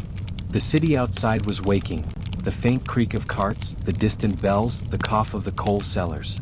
I stared down at the page again. The ink shimmered faintly in the light, black against the damp white of the paper. William leaned forward. "We should show someone," he said. "Take it to the mission, maybe." They knew her there. Mary stirred beneath her blanket. "They'll say to pray on it," she murmured, half asleep. "That's all they ever say. Pray and endure." Elizabeth looked at me. "What do you think?" I hesitated. In another life, a cleaner, kinder one, the answer would have been easy. You take it to the police, tell them what happened, and justice would come walking through the door like sunlight. But this was London. And in London, justice wears a price tag. Still, something in me, maybe the part of me that had listened to Scotty hum her tune, couldn't bear the thought of silence. "We'll take it," I said finally. "If not to the police, then to the mission. At least they'll hear her name." Elizabeth nodded slowly. "Tomorrow then, when the fog lifts." We spent the rest of the morning as we always did, mending, waiting, surviving, but something had changed. It wasn't hope exactly, just a small pulse of purpose. A reason to stand a little straighter, to walk with eyes open. By evening, the air had turned cold again. The lamplighter passed, touching his pole to the glass, leaving trails of gold along the street. I unfolded the ledger page one more time, reading the neat lines by that thin light. The numbers seemed to breathe under my gaze, alive again, defying the mud and the river and the forgetting. "She'd like this," Elizabeth said softly, the thought of her words still counting for something. I smiled faintly. "Even now, she's balancing the books." James gave a low chuckle.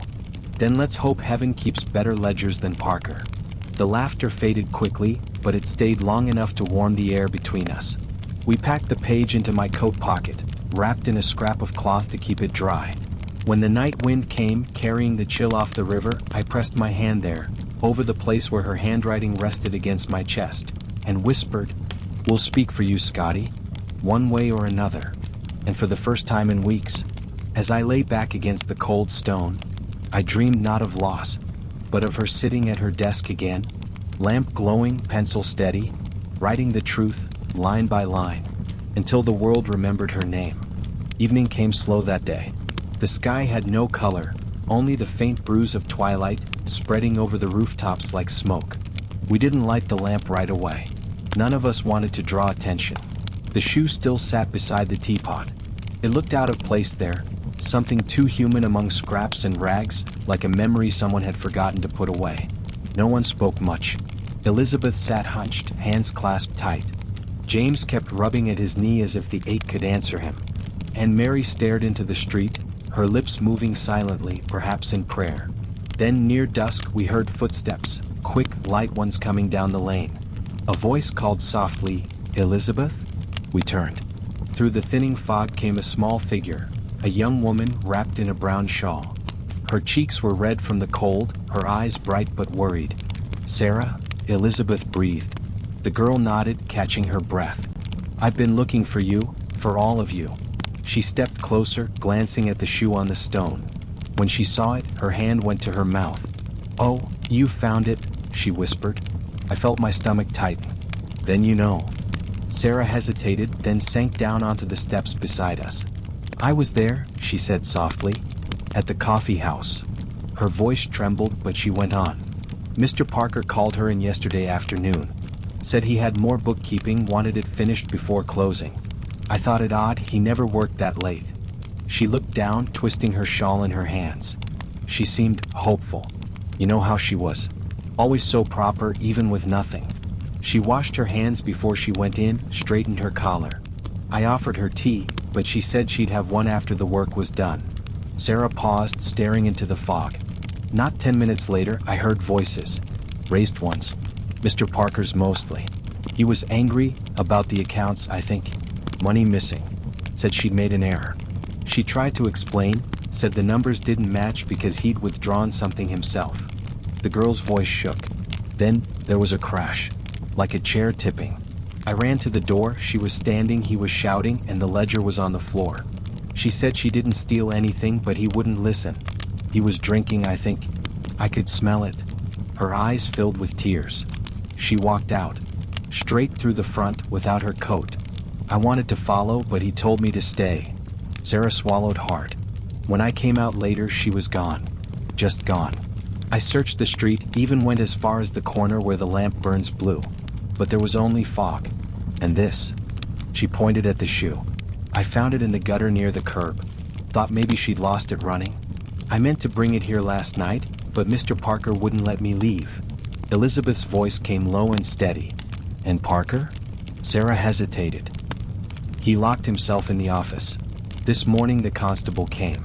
They say he's gone too. Gone? James said. Left before dawn. Shops closed. Ledger missing. The silence that followed was thick as soot. Scotty's name hung in the air like a ghost. Neither of us dared speak aloud. Sarah wiped her eyes with the edge of her shawl. She didn't do anything wrong. You know that, don't you? Elizabeth reached out and took her hand. We do. I looked at the shoe again, the patchwork stitching, the threadbare twine. All the miles it had walked, all the streets it had crossed, all the years it had outlasted. She wouldn't have run far, I said softly. Not in these. Sarah nodded, voice barely a whisper. The river's near. The words hung there, quiet, terrible, final. No one answered. There was nothing to say that hadn't already been said by the silence itself. Sarah stayed a while longer, talking softly about small things. The way Scotty used to hum while balancing the books, how she always left the coins in perfect order, how she said numbers were honest creatures. When she finally left, the fog had thickened again. We watched her vanish into it, swallowed whole like everyone else London decides to keep. The street grew quiet once more. I reached out and set Scotty's shoe closer to the teapot, where the lamplight could touch it. Rest now, Elizabeth murmured, her voice almost a prayer. And though none of us believed in miracles anymore, we sat there a long while, listening to the city breathe, and hoping, foolishly, gently, that maybe Scotty had simply walked beyond the fog, and found a better street. We went to the mission the next morning, just after the bells of St. Giles had finished ringing. The air was clear but bitter, the kind that nips at your fingers and burns your lungs when you breathe too deep. Elizabeth walked beside me, her shawl pulled tight. I kept the ledger page tucked in my coat, close to the warmth of my body.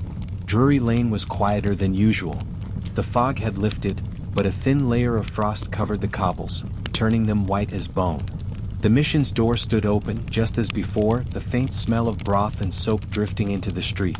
Inside, the hall was half full. Women sat along the benches, their hands folded or their eyes closed, waiting for prayer or food. I could never tell which. At the front desk, behind a wooden counter, sat a man I didn't recognize. He was thin and pale, his hair combed flat, spectacles perched on a narrow nose. His suit was neat, though the cuffs were frayed, the look of someone who had just enough money to keep appearances but not enough to rest easy. When he saw us, he frowned slightly as if weighing whether we belonged. Yes, he said, his tone clipped, efficient. Elizabeth took a step forward. We came about a woman, Miss Scotty. She stayed here last week. The matron took her in with fever. The clerk blinked behind his glasses. Scotty? He opened a large ledger, licking his finger before turning the pages. Surname? She had none, I said quietly. Only Scotty. He made a small sound of disapproval, then ran his finger down a column. Yes, here.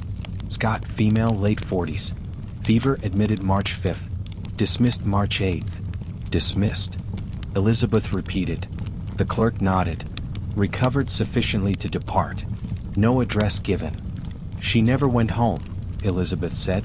Few do, the man replied. Was that all? I hesitated, then reached into my coat and drew out the folded paper. We found this, near the river. He frowned, taking it reluctantly. What is it? A ledger page, I said. From Mr. Parker's coffee house. Her handwriting. He adjusted his spectacles and examined it closely, lips pursed. Ink smudged. Hardly legible. What of it? She was accused of theft, Elizabeth said.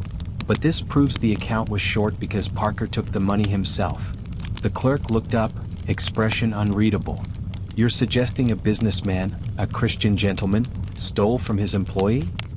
His bookkeeper, Elizabeth corrected softly. An honest woman who's now missing. He sighed, setting the paper down as if it dirted his desk. "We're not the constabulary, madam. If she's gone, perhaps she left of her own accord." "Without her shoes?" I asked before I could stop myself. He glanced at me, irritated. "People of her station often act rashly. You must understand, we can't go chasing every soul who decides to vanish into the fog." Elizabeth's voice hardened. "You speak as though her life means nothing." "Not nothing," he said. "Just beyond our reach." The words stung more than they should have. For a long moment, the three of us stood there, the air heavy with the faint hiss of the fire and the rustle of the waiting women behind us. Finally, the clerk slid the paper back toward me. "I'll keep her name in the records," he said. "If she returns, we'll make note of it." I didn't take the paper. "You don't believe us." He hesitated, just for a heartbeat, and then said, "Belief isn't the same as proof." That was the end of it. We left without another word. Outside, the light had changed, a weak sun breaking through the clouds, glinting off the frost. Elizabeth's breath came in short, visible puffs. "He doesn't care," she said quietly. "None of them do." "They care?" I said. "Just not enough to move their hands." She stopped walking, turning to face me. "Then what now? What do we do with the truth no one wants?" I looked down at the ledger page still in my hands, the neat lines, the small S at the bottom, the ink faded but stubborn. "We keep it," I said. "If the city won't remember her, we will." Elizabeth studied me for a long moment, then nodded. "A poor woman's archive," she said softly. "Better than none," I replied. We walked home through the thinning fog, the page pressed again to my chest, its paper warm from my heartbeat. And for the first time, I realized that stories, even small, forgotten ones, were the only kind of justice we could ever truly give each other. When we reached the steps, James was waiting with the teapot. He looked up as we approached and asked simply, "Well?" Elizabeth shook her head.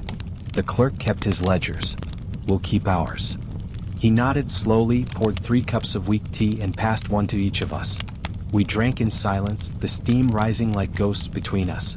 And as I watched the fog dissolve into sunlight, I thought, maybe someday someone would find our names in a ledger too.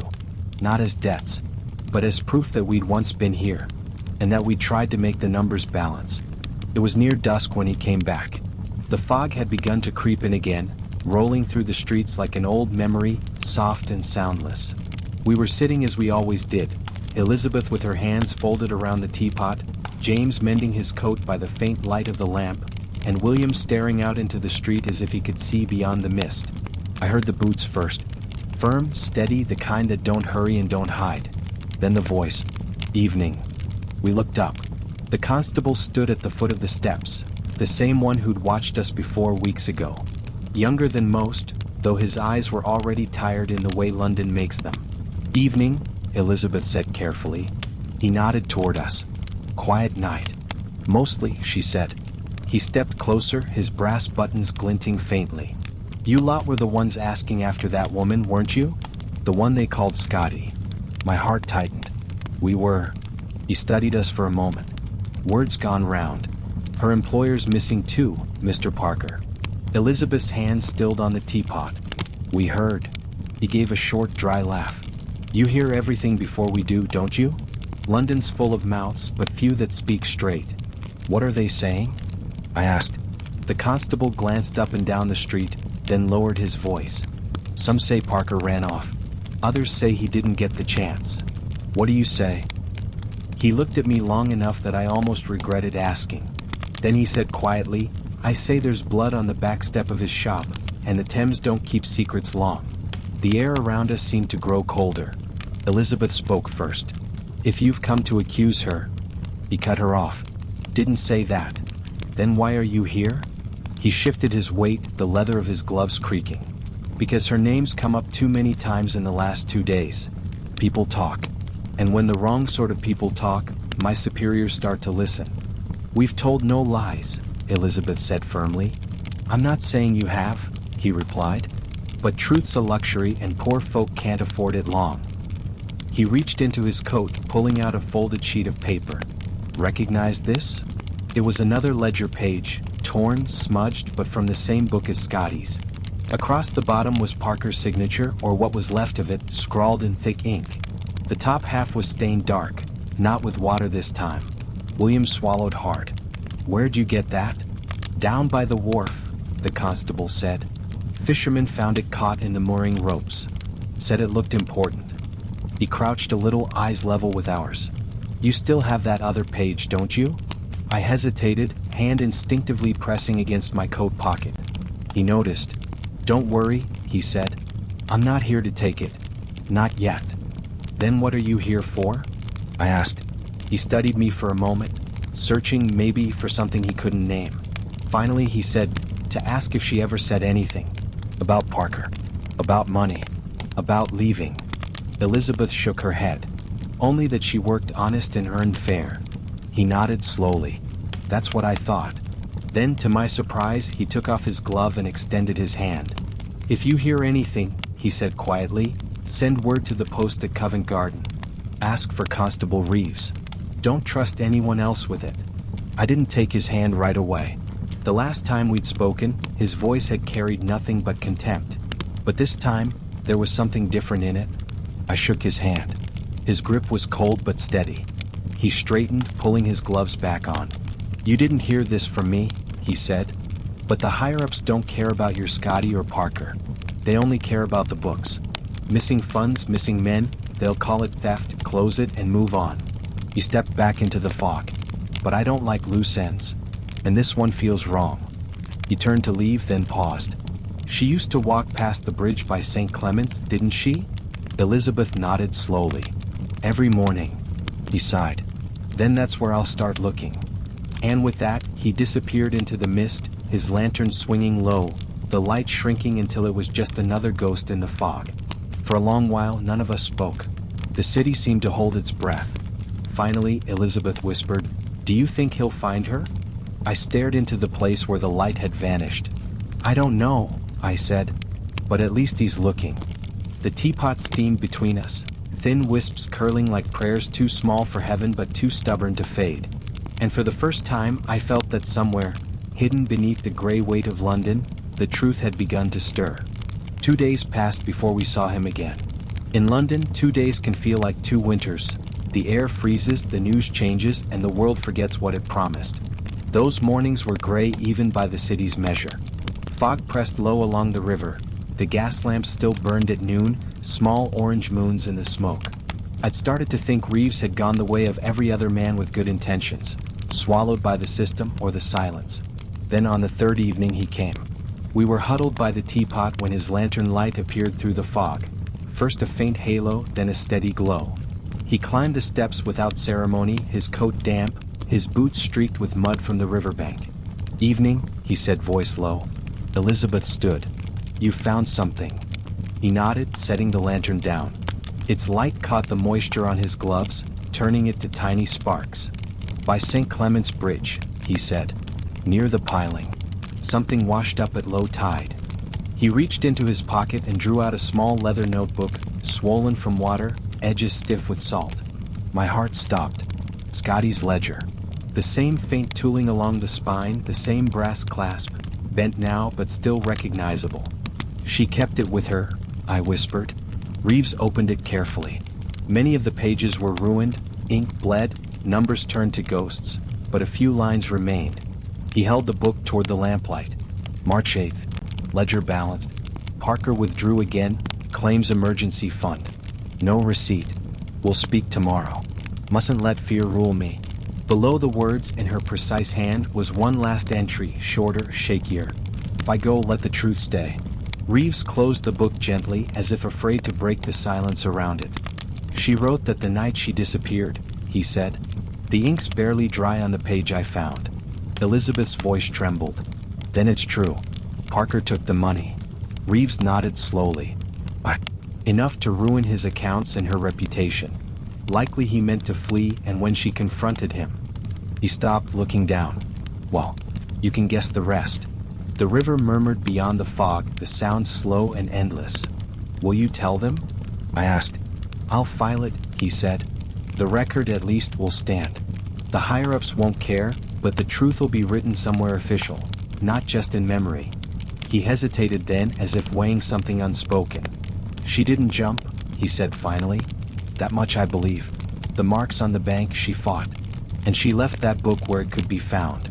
Elizabeth's eyes filled. So even in the end she was thinking ahead, balancing one last account. Reeves gave a faint smile. Seems she was better at it than most of us. He handed me the notebook. Keep it. They'd only lose it in evidence. Better it stays with those who remember her name. I took it carefully, the leather still cold from the river. For a moment I thought I smelled coffee, faint, sweet, the scent of her workplace clinging to the pages even after the water had done its worst. Thank you, I said. Reeves nodded once, then turned to go. Halfway down the street, his lantern flickered, then steadied again. When his footsteps faded, the silence returned, wide, deep, and strangely gentle. I opened the notebook once more. The pages fluttered weakly in the wind, whispering her tidy lines back into the night. If I go, let the truth stay. I closed it and set it beside the teapot, beside her mended shoe and the folded ledger page, 3 pieces of her, saved from the water. Around us, the city breathed, fog sighing through the alleys, bells distant, the river whispering its endless hymn. And for the first time, London didn't feel like it was swallowing us whole. It felt, just for a moment, like it was listening. It was 3 mornings later when Reeves returned.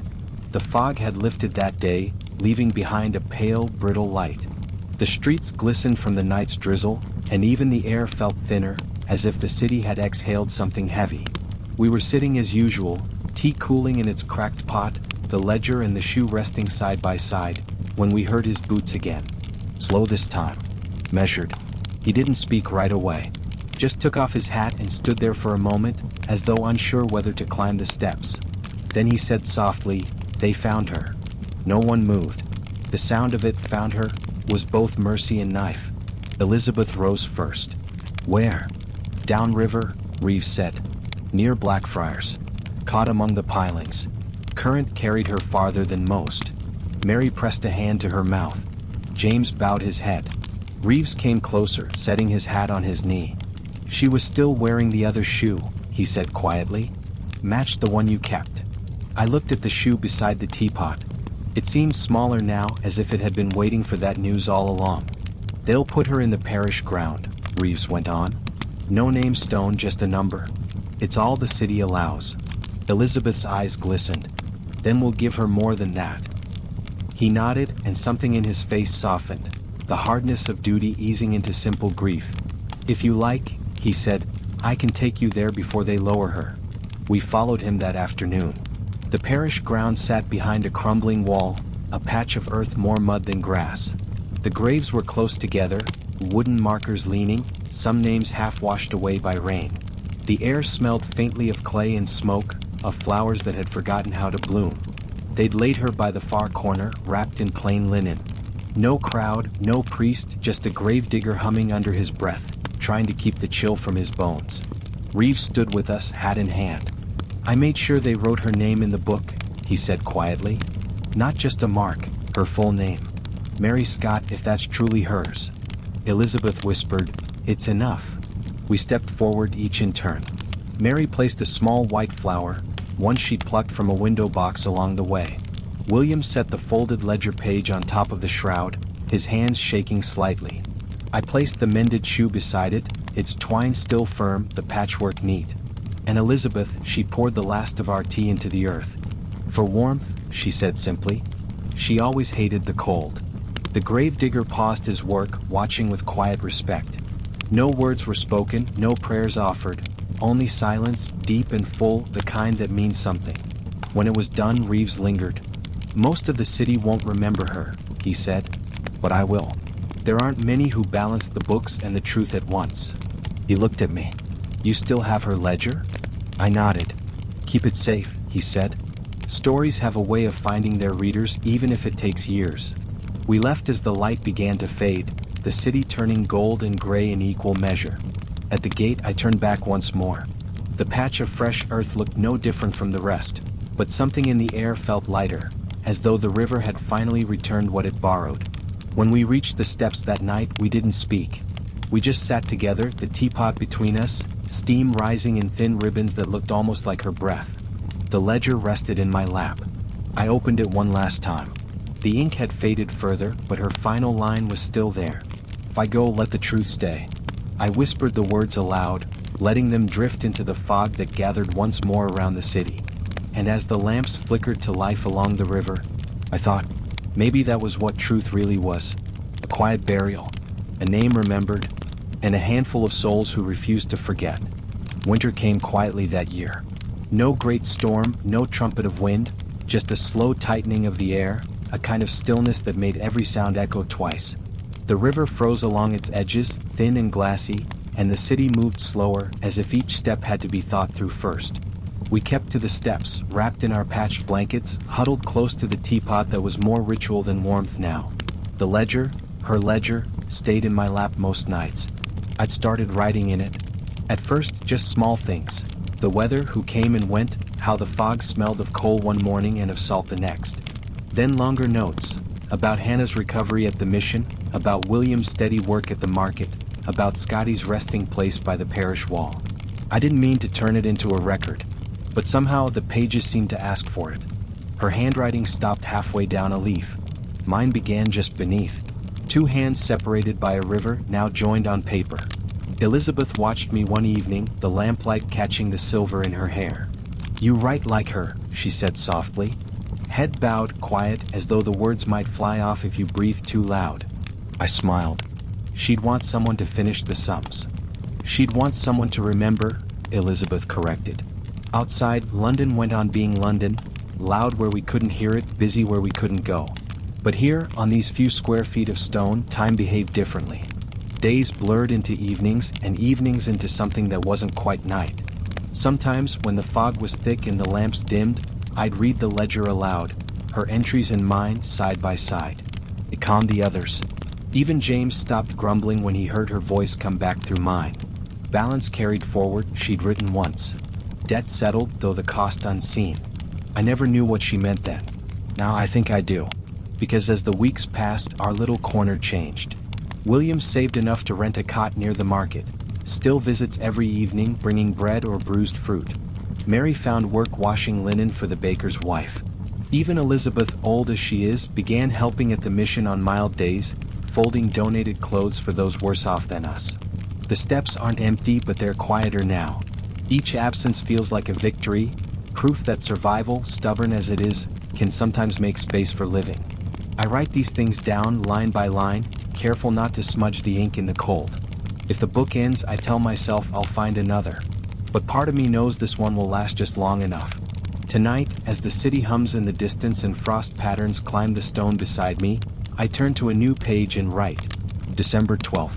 Still cold, but the fog smells of bread. William laughed today, real laughter. The ledger is lighter than it was, and so are we. Elizabeth peers over my shoulder. "You're turning us into a story," she murmurs. "Maybe," I say. "But someone has to." She nods slowly, eyes on the river. "Then make it a kind one." "I promise I will." The fog drifts in again, soft and slow, blurring the lamps until the city becomes just light and breath. I close the ledger, pressing my palm against its cover until the warmth seeps through. "If I go," she wrote, "let the truth stay." And now, beneath the cold, beneath the years, it does. It's been years since those nights on the steps. London has changed, though truth be told, she never truly changes. The buildings stand taller now, the lamps burn brighter, and the streets hum even after midnight. But sometimes, when the fog rolls in from the river, it feels like nothing has moved at all. I still have the ledger. Its cover is soft from handling, corners worn smooth by time. The ink inside has faded to brown, but every word remains. Her words. Mine. Ours. I live in a small room now, not far from where the workhouse once stood. A single window, a narrow bed, a chair that creaks when I lean too far. It's enough. Sometimes, when the wind presses against the glass just right, it sounds like the river whispering through the fog again. William runs the fruit stall now, his own, not the market's. He married Sarah last spring, and Agnes helps him after school. They visit on Sundays with baskets that smell of apples and laughter. Elizabeth's gone, quietly as she lived. The mission held a service for her. Sister Agnes read from the Psalms, and even the new constable came. She left her shawl to me, thin and patched, but still carrying her scent of tea leaves and rain. Mary found steady work with a laundress near Holborn. She writes sometimes, Little notes folded in bakery paper, always ending with the same line, "We're still upright and that's enough." Hannah never came back to the steps, but word reached me she'd taken to helping at the infirmary, nursing others the way she was once nursed. When I think of her now, I picture her by a window, hands warm from holding someone else's, eyes softer than I ever saw them. As for Scotty, they gave her a nameplate at last. Constable Reeves saw to it after his promotion. Just a small stone at the parish ground, the letters shallow but clear. Mary Scott, bookkeeper. Remembered. I visit when I can. The flowers I leave never last long. London doesn't let beauty linger, but the ground stays dry there even in winter. It's as if the river still guards her. Sometimes when the air is still, I read her line aloud again. If I go, let the truth stay. And then I add softly, it did. Because it has. The truth stayed in her ledger, in the steps, in every name that refused to vanish. It stayed in the small kindnesses, the shared blankets, the broken bread, the cups of weak tea that tasted of survival. I think that's what she meant all along. That truth isn't just what happened, but who remembered. The city outside my window hums its endless tune. Wheels on cobblestone, voices folded into fog. I close the ledger and set it on the table beside the teapot, cracked but still whole. The air smells faintly of coal and cold bread, the scent of old London, eternal and familiar. I whisper to no one and everyone at once, to better days. And for a moment, feels like they've already come.